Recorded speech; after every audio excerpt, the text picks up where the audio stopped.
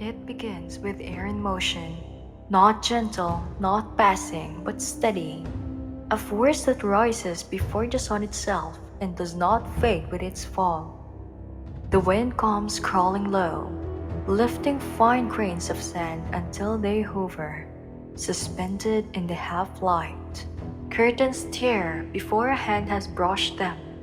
Doors creak in their hinges, not from use but from pressure that never eases.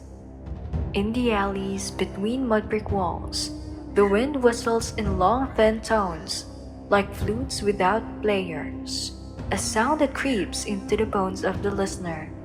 The people of the Nile Valley knew this sound well. They did not think of it as enemy, not entirely. The wind carried coolness in summer. It stripped sweat from skin. It turned the wings of males. But when it did not stop, when it rose and stayed, hour after hour, day after day, then life itself had to bend to it. Dust crept into jars of water. Flour grew gritty on the tongue. Market awnings lifted like sails, threatening to vanish into the desert. And still, the people moved, not in panic but in rhythm. They had their ways. They tied, they covered, they sang. They sealed, they drank, they slept, and they endured.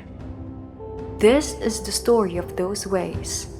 We will walk with them step by step, watching how markets were held down, how households offended their jars, how voices rose and sung, how priests sealed stone doors, how families warmed themselves with cup of tea, and how, even in sleep, they surrendered to the endless whistle. Wind was not only weather, it was presence, and to live with it was to remember balance. By dawn, the marketplace was already braced for battle, not a battle of swords or soldiers, but of fabric against air, of wood against pressure, of voices against the roar of dust. Traders arrived not only with onions and dates, with bread loaves wrapped in linen, with fish packed in damp reeds. They arrived with stones, with ropes, with bowls sharpened to stakes. The market was not merely built each morning, it was anchored, defended. A square of earth was transformed into something like a ship lashed against the storm. Each stall, a mast pulled taut against invisible seas. The scent of figs rose sweet against the dry sting of sand. The snap of cloth echoed louder than any greeting. And yet, greetings came, loud and repeated, shouted twice or thrice so they could reach through the noise. Children darted with errands, but their steps were slowed. Arms spread for balance, hair whipped wild across their faces. The wind wanted everything loose. The people's task was to keep everything bound. Awnings strained at their knots. Traders tested them again and again, tugging ropes, adjusting stones, pressing wooden poles deeper into the ground until their tips split. Bread sellers laid reed mats across their loaves, lifting them only when a customer pointed, dropping them again before grit could gather. Cloth merchants rolled bolts of linen tighter, tighter still, until the fabric grew hard, then pierced the ends with stakes to keep them from unwinding. The spice seller's jars clinked against one another, so he wrapped them in palm fiber nets, each one muffled against its neighbor. Even the balance scales had to be bound. Their pawns weighed wildly if left unfastened, and no fair measure could be made. Trade slowed, but it did not stop. Voices bent, goods shifted, coins changed hands. The wind taxed everything, but still the market endured. There was rhythm in this defiance, Sellers crouched low, buyers leaned close, both shielding what they carried with their own bodies. A bowl of garlic cloves could scatter in an instant if left exposed, so buyers carried them tucked against their bellies, under cloth wraps protected like jewels. Fishmongers worked quickly, slapping reeds over slippery bodies before they tried to leather in the air. The seller of oil became swiftest of all, tilting, pouring, sealing the jar with wax in one fluid motion, lest the wind lap away a drop. And always the sound, ropes groaning, fabric snapping, sand hissing against walls. Voices rising and falling like birds caught in gusts. To an outsider, it might have looked like chaos. To those who lived it, it was simply the day's texture. The market bent, but it did not break. The people knew the truth. The wind would one day fall, and until then, each knot, each stone, each shout was part of holding the world together. But the market was only the beginning. Outside its boundaries, households waged their own quiet battle, not with ropes and stalls, but with jars, with lids, with the smallest defenses against dust.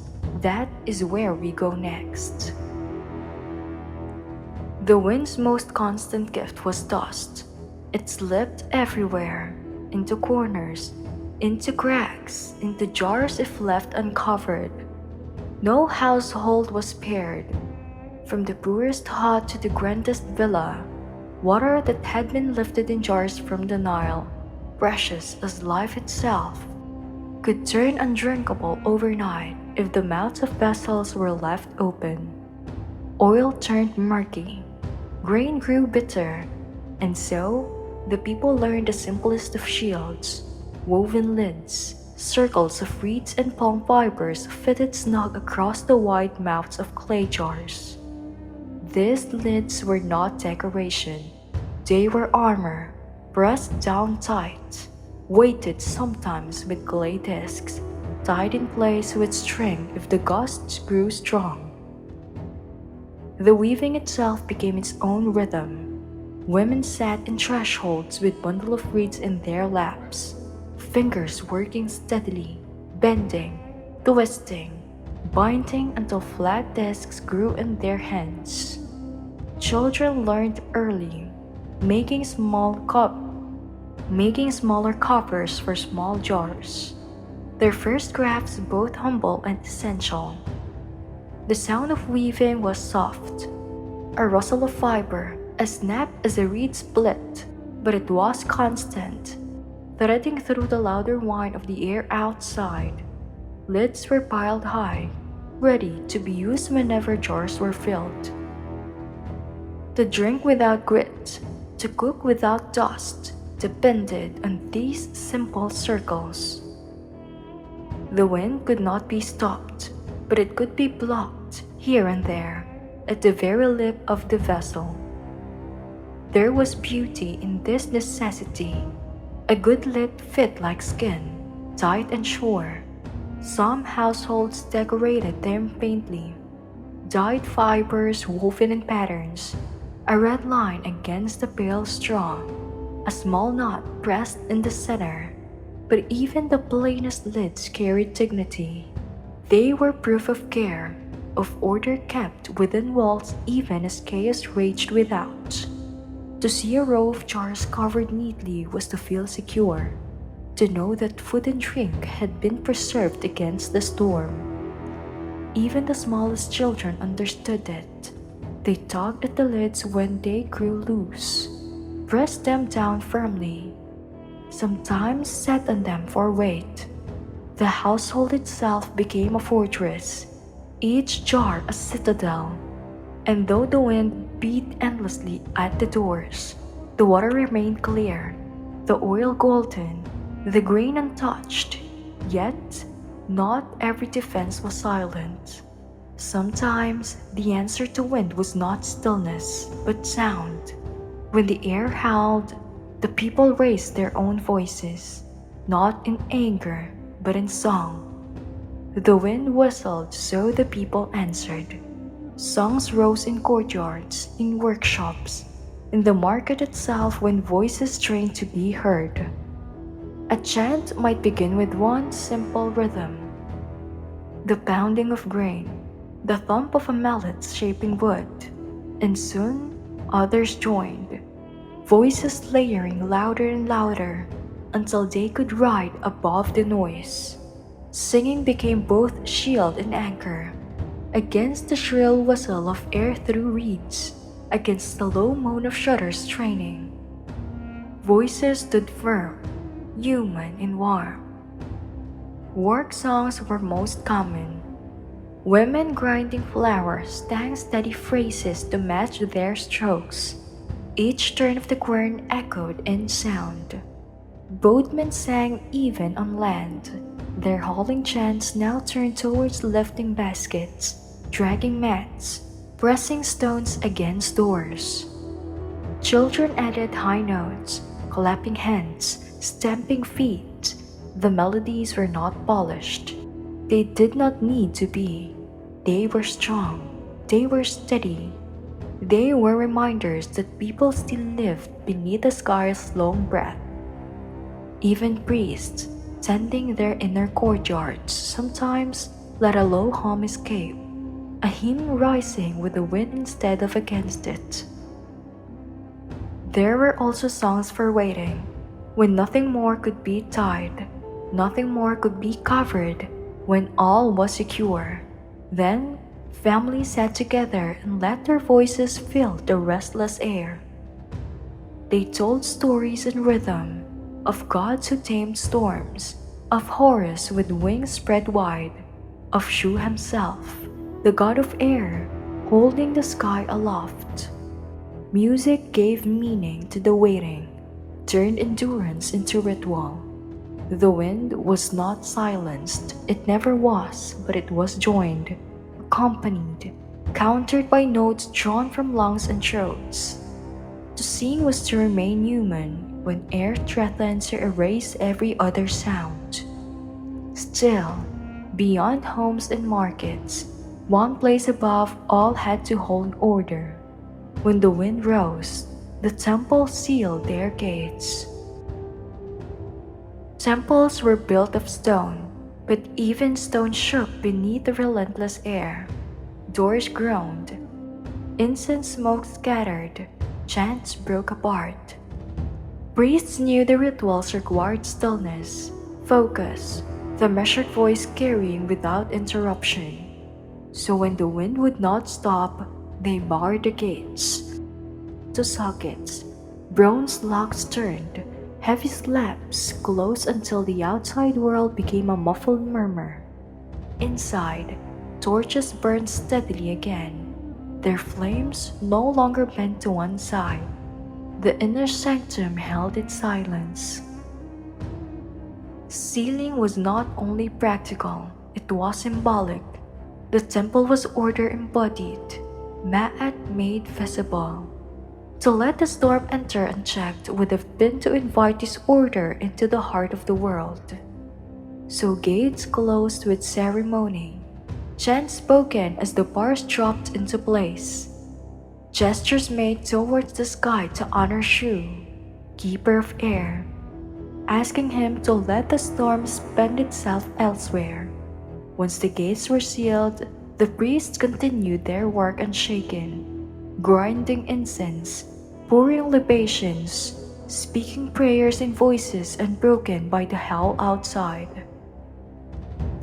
Worshippers who came during such times waited in courtyards, crouched against walls, their offerings stuck close, until the doors reopened. Some pressed their foreheads to the stone, whispering their prayers through cracks, trusting that the gods heard even if the priest could not. The sealed gate itself became a symbol of endurance, of shelter, of balance preserved within. And when at last the storm passed and the doors swung wide again, The people entered to give thanks, not only for survival but for the reminder that stone could outlast the wind, that order could outlast chaos, that the gods in their houses remained steady even as sand shifted endlessly outside. And yet, not all defenses were grand or carved in stone. Some were simple, domestic, fragrant, a cup of tea held against the storm. When the air howled and the dust beat against the walls, families turned inward. Fires were lit, kettles placed on coals, herbs dropped into clay cups. Tea was no foreign luxury, but a local comfort. Infusions of mint, chamomile, hibiscus, even dried lemon peel. Warmth anchored the body. Warmth anchored the body when the wind unsettled the mind. To wrap fingers around a steaming vessel was to feel weight, to feel steadiness, to feel that something was solid, centered, rooted. The scent of brewing filled small rooms, sweetness from hibiscus, sharpness from mint, a faint earthiness from chamomile. Children grew drowsy as the steam curled in the air, carrying herbs that calmed as much as they refreshed. Elders sipped slowly, closing their eyes, letting the warmth sink into their bones. Outside, shutters rattled, sand hissed against doors. Inside, cups clinked softly. Breath arose in steam. Conversation slowed. Tea was more than drink, it was grounding, a way of holding stillness against the storm. Even the act of sharing it mattered. One person poured, another held the cups, a third passed them around. Warmth moved hand to hand, grounding not only individuals but households.